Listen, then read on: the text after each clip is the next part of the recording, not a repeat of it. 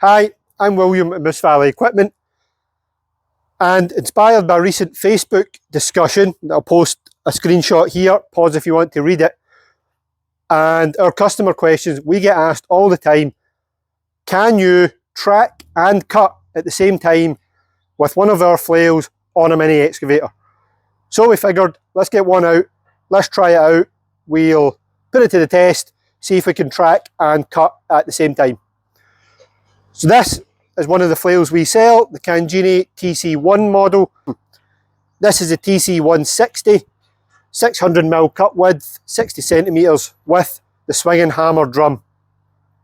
We've got it on a Takeuchi TB219, 1.9 2-ton mini excavator, just running standard single acting hydraulic circuit, flow and return to work the flail. We've got some jobs to try around the yard. We're going to see if we can flail and track with this setup at the same time. Well, let's go. Now before we go and give this a try, I've turned this up so you can see the style of swinging hammers that are fitted. Full disclosure, I am filming this in order. I haven't tried this yet. I don't know how it's going to work, if it's going to work at all. But that's why we're here, to find out what I think is going to happen. It'll cut perfectly fine. It'll spin perfectly fine until we start tracking. We'll almost certainly see a decrease in speed of the drum. Whether it completely stops, I don't know. It'll be quite dependent on the machine rather than the attachment. I think we may have to balance out the tracking and the flail speed. I don't know. Let's go find out. Okay, I'll come clean. I filmed the whole intro on this 100% in order, hadn't tried it, hadn't cut at all. Cut this row of beech hedge and worked out I had my microphone turned off. So, as you can see here, there's no sound. So, there's some more down this road. It's just some beech hedge. We'll go and knock that down and show you how it works. In answer to the question, it works. Okay, I've moved further down the street. Let's pretend I have no idea what's going to happen. Machine's up there, I'll track it down, I'll cut this area of hedge while I'm tracking along, and I'll show you this time, hopefully, with some sound. This is on a private road. We've checked it for nesting birds. We're good that way. Let's tidy this hedge up. I'll go front, I'll go top first, then I'll go front, and I'll maybe try tidy up some of this thicker stuff above it, just to show you what the flail can do as well. Alright, I'll leave my microphone there. I'll go up and get the machine. I'll come down, start at the top, I'll track down, see how it goes, and show you the final outcome.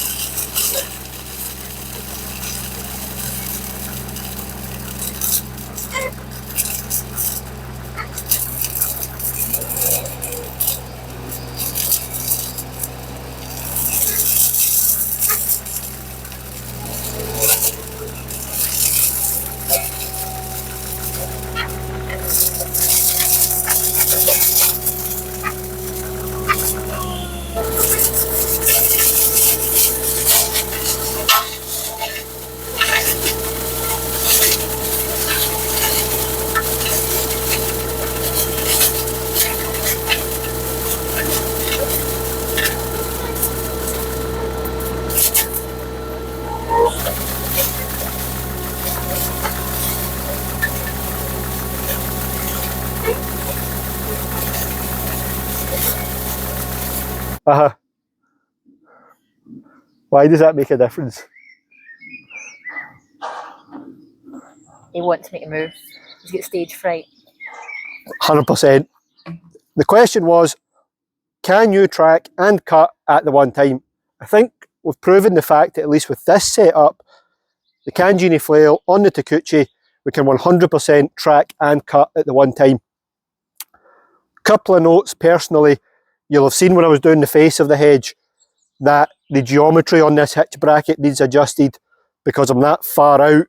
I need to be at full stretch in order to be flat to get the flail fully vertical to do the front of the hedge. Easily adjusted if we adjust this hitch bracket.